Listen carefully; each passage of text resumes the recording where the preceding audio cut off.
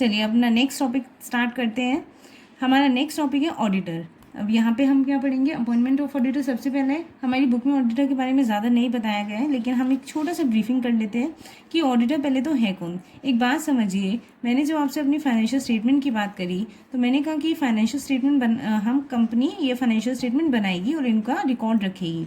अब बात आती है जो फाइनेंशियल स्टेटमेंट बनाई है ये सही है या फिर गलत है। अब इस बात का डिसीजन कौन लेगा, इस बात का डिसीजन लेगा ऑडिटर। ऑडिटर हमारी फाइनेंशियल स्टेटमेंट्स को इंस्पेक्ट करेगा, एग्जामिन करेगा कि वो एज पर शेड्यूल 3 है या नहीं है। सपोज कीजिए कंपनी ने लैंड दिखाई है 30 लाख की, तो एक्चुअल में कंपनी के पास 30 लाख की लैंड है भी या नहीं। उसके बाद कंपनी ने क्रेडिटर्स दिखाए सपोज करो 5 लाख के। अब इस देखिए कंपनी के पास 5 लाख के क्रेडिटर है भी या नहीं, हो सकता है क्रेडिटर 6 लाख के हो, कंपनी हमको डिसीड कर रही हो। तो इस सही और झूठ का निर्णय कौन लेगा, ये लेगा ऑडिटर। ये काम किसका रहेगा, ऑडिटर का। यानी कि ऑडिटर जो है वो कंपनी की फाइनेंशियल स्टेटमेंट्स को एग्जामिन करता है, वो ये प्रूव करता है कि जो फाइनेंशियल स्टेटमेंट है वो ट्रू एंड फेयर व्यू दे रहे हैं। ट्रू एंड फेयर व्यू का मतलब क्या है कि वो हमें बिल्कुल सही सही रिवील की गई है कंपनी की position. Now coming to this one, अब यहाँ पे हम अपॉइंटमेंट समझते हैं कि ऑडिटर को अपॉइंट कैसे करा जाएगा। पहले देखिए एक कंपनी और दूसरी गवर्नमेंट कंपनी, हम दोनों के साइमल्टेनियस लेके चलेंगे। अगर मैं आपसे कंपनी की बात करूँ तो जो फर्स्ट ऑडिटर है, अच्छा एक बात को आप ध्यान में रखिएगा, फर्स्ट ऑडिटर का मतलब क्या है कि पहले कोई ऑडिटर नहीं था। और पहले कोई ऑडिटर कब नहीं रहा होगा, क्योंकि जब कंपनी ही नहीं रही होगी। तो यानी कि इन कॉरपोरेशन के बाद जो पहला ऑडिटर है वो कब अपॉइंट करा, कौन अपॉइंट करेगा, कंपनी के बोर्ड ऑफ डायरेक्टर्स। कंपनी के board of directors first auditor को कंपनी की इनकॉर्पोरेशन के बाद विदिन 30 डेज अपॉइंट करेंगे। और अगर बोर्ड ये काम करने में फेलियर हो जाता है तो ये काम कौन करेगा। अब सपोज कीजिए अगर बोर्ड विदिन 30 डेज ऑडिटर को अपॉइंट नहीं कर पाया तो विदिन 90 डेज जो मेंबर्स है वो ऑडिटर को अपॉइंट करेंगे। और किसको, अब जो ये ऑडिटर अपॉइंट हुआ है ये फर्स्ट एजीएम होने तक कंपनी में रहेगा। Okay, now coming to the second one, अगर मैं बात करूँ गवर्नमेंट कंपनी की तो गवर्नमेंट कंपनी पे आ जाते हैं। देखिए पहले गवर्नमेंट कंपनी पे आते हैं। Appointment of auditor in government company, अगर कोई गवर्नमेंट कंपनी है, और गवर्नमेंट कंपनी कैसे डिसाइड करेंगे कि अगर वो कंपनी कंट्रोल हो रही है डायरेक्टली या फिर इनडायरेक्टली सेंट्रल गवर्नमेंट से या फिर स्टेट गवर्नमेंट से या फिर दोनों से, तो then it will be a government company. अब गवर्नमेंट कंपनी के केस में जो ऑडिटर अपॉइंट होगा वो ऑडिटर कौन अपॉइंट करेगा, सीएजी। ओके, यहाँ पे देखिए mister Rajiv Maharshi is present auditor, present CAG of the company. Okay, यहाँ पे सीएजी विदिन 180 डेज क्या करेंगे, ऑडिटर को अपॉइंट करेंगे। ओके, अब जो फर्स्ट ऑडिटर, यहाँ पे मैंने आपसे फर्स्ट ऑडिटर को डिस्कस किया था। सीएजी की 180 डेज वाली कंडीशन सब्सिक्वेंट ऑडिटर के लिए, यानी कि फर्स्ट ऑडिटर के बाद जो ऑडिटर होगा उसके लिए वाली कंडीशन है। अब मैं आपसे डिस्कस करती हूँ कि गवर्नमेंट कंपनी का फर्स्ट ऑडिटर, तो गवर्नमेंट कंपनी का फर्स्ट ऑडिटर कौन अपॉइंट करेगा, सीएजी। कितने दिन के अंदर, 60 डेज के अंदर। ओके, और अगर सीएजी अपना ये टास्क पूरा नहीं कर पाता है तो उसके बाद बोर्ड ऑफ डायरेक्टर्स अपॉइंट करेंगे विदिन 30 डेज ऑडिटर को। और अगर बोर्ड ऑफ डायरेक्टर्स अपॉइंट नहीं कर पाते हैं फर्स्ट ऑडिटर को किसी भी रीजन से, तो उसके बाद ये काम कौन करेगा, board of directors within 30 days. Okay, और फिर अगर बोर्ड ऑफ डायरेक्टर्स भी विदिन 30 डेज अपॉइंट नहीं कर पाते तो ये काम कौन करेगा, मेंबर्स करेंगे। और ये काम मेंबर्स को कितने दिन में करना है, विदिन 60 डेज। यानी कि पहले सीएजी 60 डेज, उसके बाद बोर्ड 30 डेज, उसके बाद मेंबर्स 60 डेज। और जो ऑडिटर यहाँ पर अपॉइंट होगा वो ऑडिटर फर्स्ट एजीएम के कंक्लूजन तक ऑफिस कंपनी में रहेगा। ओके, यहाँ तक समझ जाइएगा। और एक चीज़ यहाँ पे लास्ट रहती है कि कोई भी कैजुअल वैकेंसी जो रहेगी, किसी भी तरह की जो कैजुअल वैकेंसी रहेगी ऑफिस के अंदर ऑडिटर की, तो वो सीएजी फिल करेगा विदिन 30 डेज। और अगर सीएजी फिल नहीं कर पाता है तो उसके बाद board of directors next 30 days के अंदर उस वैकेंसी को फिल करेंगे। तो यहाँ पर मैं आपसे गवर्नमेंट कंपनी का पूरा प्रोसीजर डिस्कस कर चुकी हूँ कि अगर फर्स्ट ऑडिटर है गवर्नमेंट कंपनी का तो देख लीजिए क्रक्स में कि फर्स्ट ऑडिटर गवर्नमेंट कंपनी का सबसे पहले सीएजी नहीं कर पाया तो बोर्ड, और बोर्ड नहीं कर पाया तो उसके बाद आते हैं आपके मेंबर्स। ओके, इनका नंबर ऑफ डेज याद रखिएगा, सीएजी के 60, बोर्ड के 30 और मेंबर्स के 60। ये था अपॉइंटमेंट ऑफ फर्स्ट ऑडिटर। अब मैं बात करूँ फर्स्ट ऑडिटर, चलो अपॉइंट कर लिया, फर्स्ट एजीएम तक वो रहा, अब हम सेकंड ऑडिटर अपॉइंट करने जा रहे हैं। तो सेकंड ऑडिटर जो अपॉइंट होगा वो 180 डेज के अंदर अंदर अपॉइंट करना पड़ेगा, जब से हमारा फाइनेंशियल ईयर स्टार्ट होगा।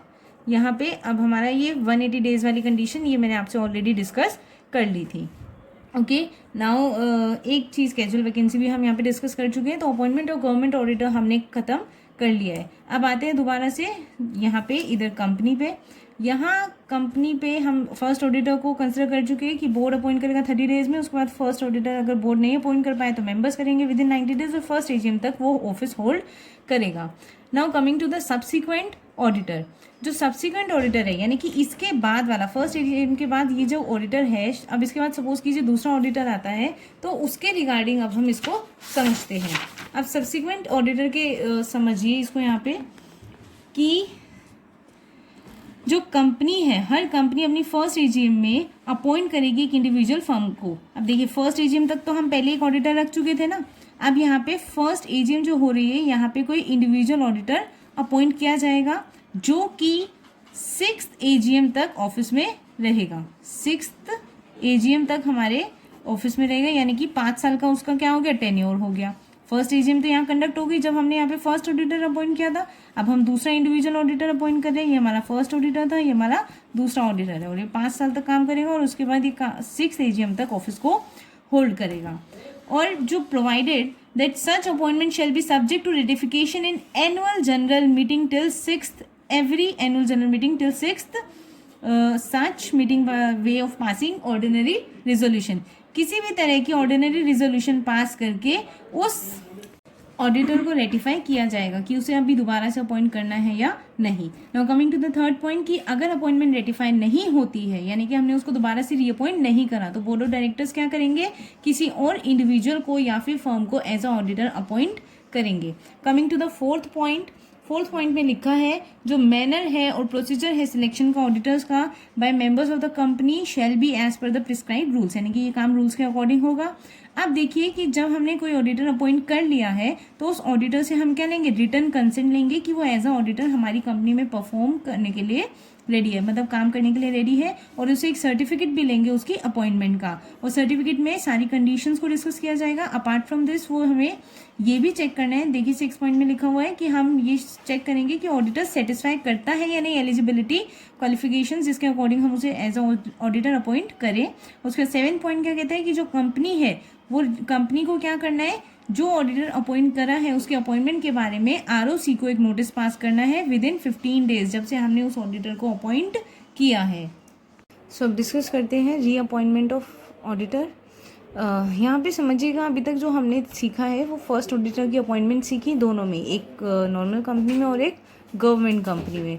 उसके बाद जो हमने नेक्स्ट सीखा वो सब्सिक्वेंट ऑडिटर की अपॉइंटमेंट सीखी, यानी कि फर्स्ट ऑडिटर के बाद जो ऑडिटर अपॉइंट होगा। आफ्टर दैट अब हम सीख रहे हैं क्या, रीअपॉइंटमेंट। अब रीअपॉइंटमेंट के लिए देखिएगा 3 बातें ध्यान में रखनी चाहिए। पहले रीअपॉइंटमेंट समझ लीजिएगा, एक ऑडिटर ही, ये एक ऑडिटर है, इसने मेरी कंपनी में 5 साल तक काम किया। अब हमें देखना है क्या हम इसको ही रीअपॉइंट कर सकते हैं। पहले तो रीअपॉइंटमेंट की कुछ कंडीशंस होती है, just look at all these. सबसे पहला, he is not disqualified for reappointment, वो रीअपॉइंटमेंट के लिए डिसक्वालीफाइड नहीं होना चाहिए। Coming to the second one, he has not given company a notice in writing of his unwillingness, उसने मना भी नहीं किया है कि मैं रीअपॉइंट नहीं होना चाहता हूँ।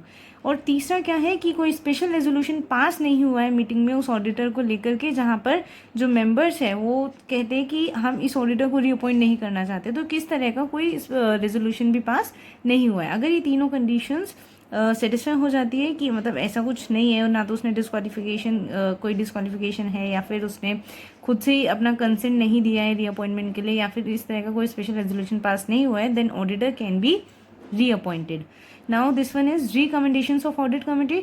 जहाँ पर किसी कंपनी को ऑडिट कमिटी बनाना कंपल्सरी है, तो वहाँ पर किसी भी तरह का जो रहता है, देखिएगा अपॉइंटमेंट है या फिर जो कैजुअल वैकेंसी को फिलअप करना होता है, इस तरह की जो भी चीज़ें रहेंगी वो ऑडिट कमेटी की कंसिडरेशन के रिकमेंडेशंस को कंसिडर करने के बाद ही पूरी की जाएंगी। Okay, now coming to this one, casual vacancy. देखिए कैजुअल वैकेंसी क्या है, सपोज कीजिए आप स्कूल में पढ़ते हो और आपको एक टीचर पढ़ा रही है सपोज वो बीमार हो जाए और वो लीव पे चले जाते हैं, तो एक तरह की कैजुअल वैकेंसी हो गई। अब ऐसी ऑडिटर भी बीमार हो सकता है और चला गया किसी रीज़न से, तो जस्ट एन एग्जांपल।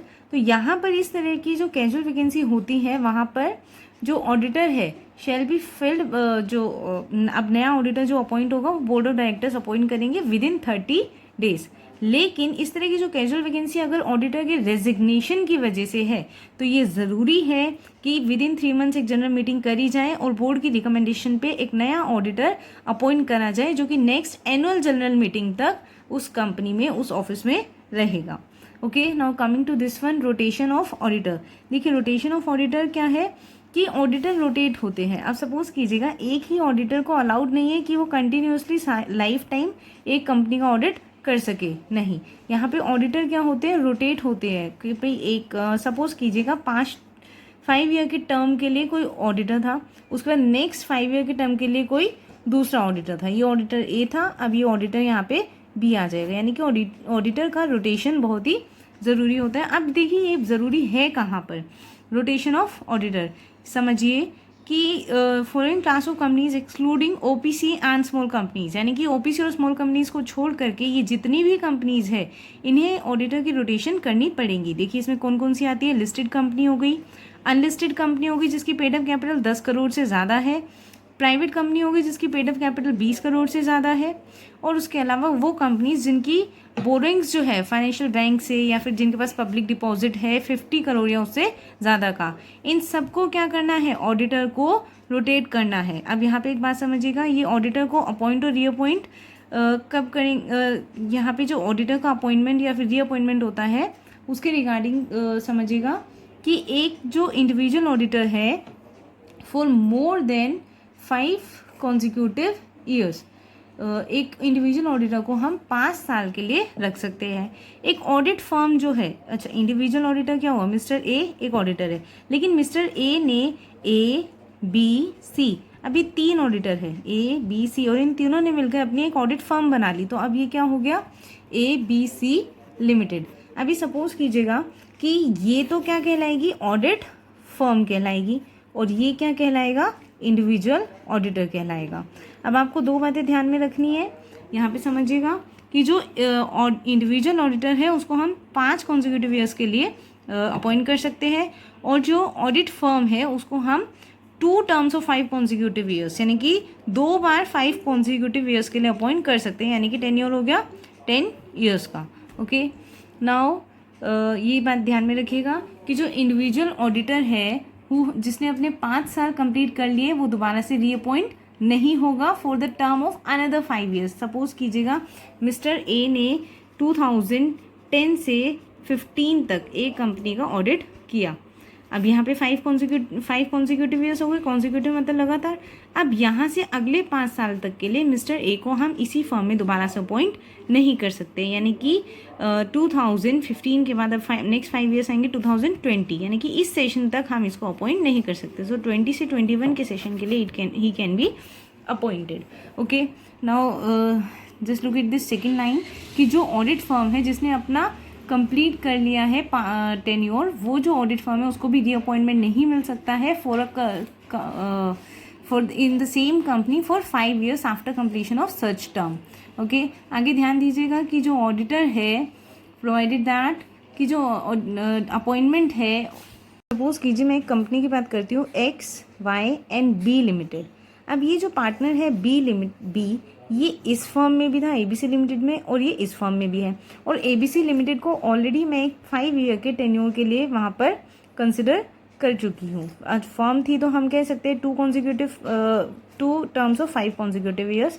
अभी बात ध्यान में रखिएगा कि यहाँ पर जो बी है, बी के कॉमन पार्टनर होने की वजह से हम एक्स वाई बी लिमिटेड को भी रीअपॉइंट नहीं कर सकते। ये वाला पॉइंट हम यहाँ पर डिस्कस कर रहे थे कि provided that on the date of appointment की कोई ऑडिट फर्म के अंदर अगर कोई कॉमन पार्टनर होता है, तो जो अदर ऑडिट फर्म में भी अगर वो पार्टनर है जिसका टेन्योर एक्सपायर हो चुका है immediately preceding the financial year, उसको हम रीअपॉइंट नहीं कर सकते हैं as a auditor for a period of 5 years. Okay, now coming to यहाँ पे आ जाते हैं, ये हम कवर कर चुके हैं। नाउ ऑडिटर्स रिपोर्ट, अब हम ऑडिटर्स रिपोर्ट को डिस्कस करते हैं। देखिए सेक्शन 143 सब सेक्शन 2 क्या कहते हैं कंपनीज एक्ट का, कि जो ऑडिटर है वो एक रिपोर्ट बनाएगा और वो रिपोर्ट किसको देगा, कंपनी के मेंबर्स को देगा। और वो रिपोर्ट में क्या होगा, accounts examine by him, auditor ने जो जो अकाउंट्स एग्जामिन करे होंगे एंड ऑन हर फाइनेंशियल ईयर के लिए, और वहाँ पर विच आर रिक्वायर्ड बाय और under this act to be laid before the company in general meeting, यानी कि कंपनी की जनरल मीटिंग में उसको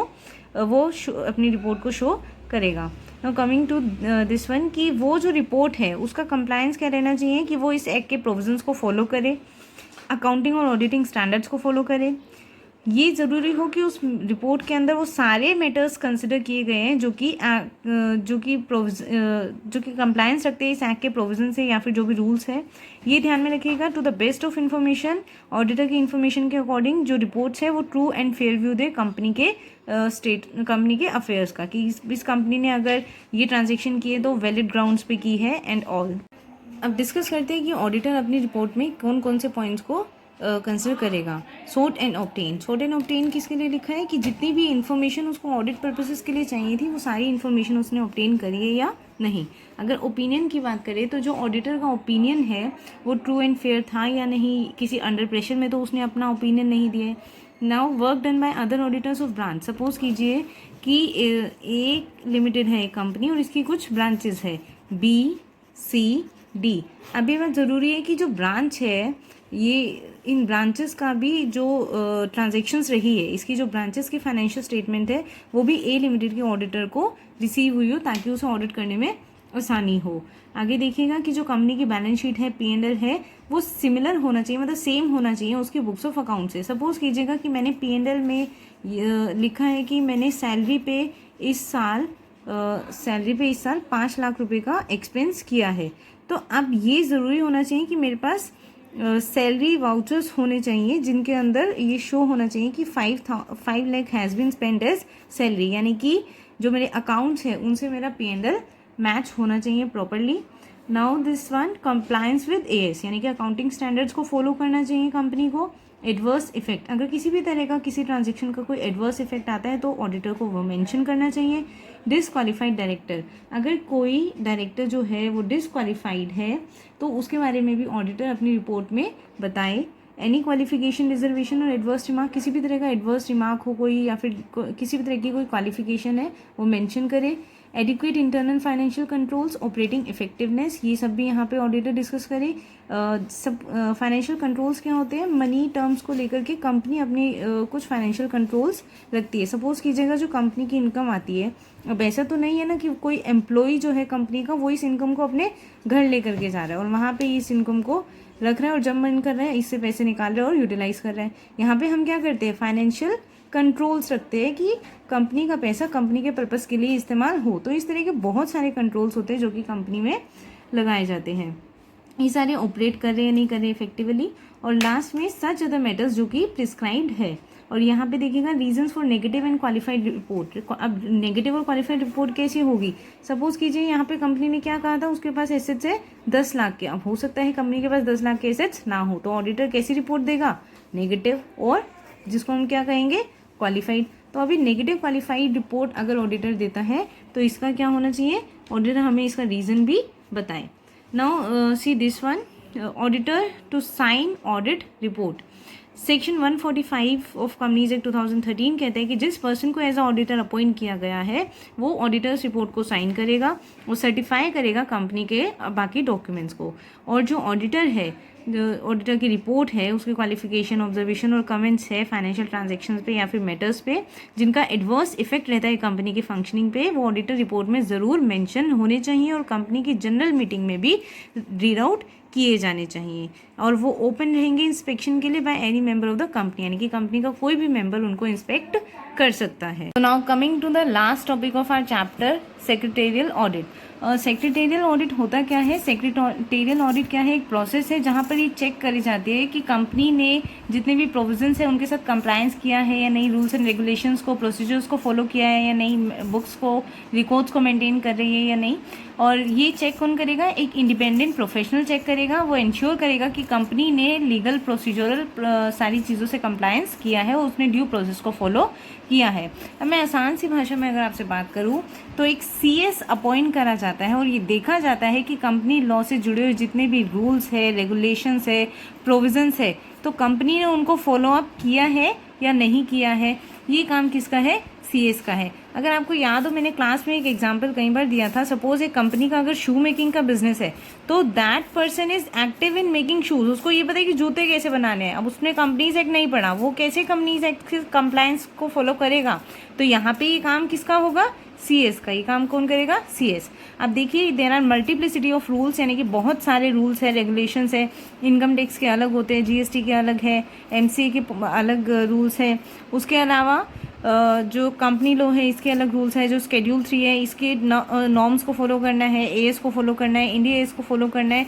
तो यहाँ पर बहुत सारे रूल्स की वजह से ये कई बार कंपनी प्रोसीजर्स को फॉलो नहीं कर पाती। इसीलिए CS का काम क्या है? ये देखना कि कंपनी सारे रूल्स को, रेगुलेशंस को, प्रोसीजर्स को फॉलो करे, ठीक है, ताकि कंपनी पे किसी भी तरह की पेनल्टी ना हो, कंपनी डिफ़ॉल्टर्स में ना आए।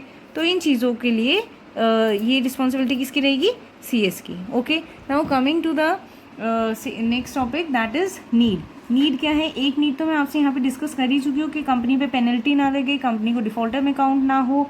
अपार्ट फ्रॉम दिस कि एक बात ध्यान रखिएगा कि डिटेक्ट नॉन कंप्लायंस मेजर, ये एज अ परफॉर्म करती है, ये डिटेक्ट करती है कि कोई कंप्लायंस छूट ना जाए। जब कंपनी सब कुछ फॉलोअप करेगी तो कंपनी क्या रहेगी? एज अ स्टार कंपनी, कि वो सारी रूल्स रेगुलेशंस को फॉलो करती है।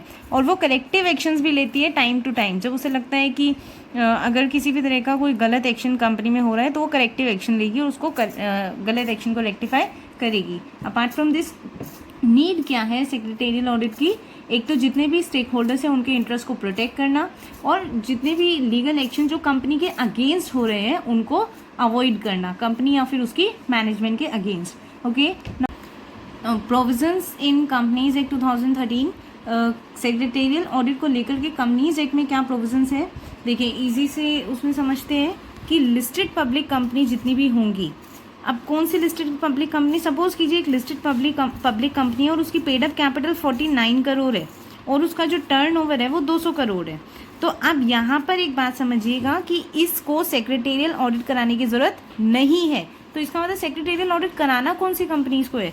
Secretarial audit listed public companies को कराना है जिनकी paid up share capital 50 crore या उससे ज़्यादा है, या फिर और लिखा है एंड नहीं लिखा, इस बात को ध्यान में रखिएगा, और जो उसका टर्नओवर है वो 250 करोड़ या उससे ज़्यादा है। और साथ ही साथ ये भी ध्यान रखिएगा कि कंपनी की ये ड्यूटी होती है कि वो सारी असिस्टेंस और फैसिलिटीज़ CS को, कंपनी सेक्रेटरी को प्रोवाइड करे ताकि वो अच्छे से सेक्रेटेरियल ऑडिट को कंडक्ट कर सके।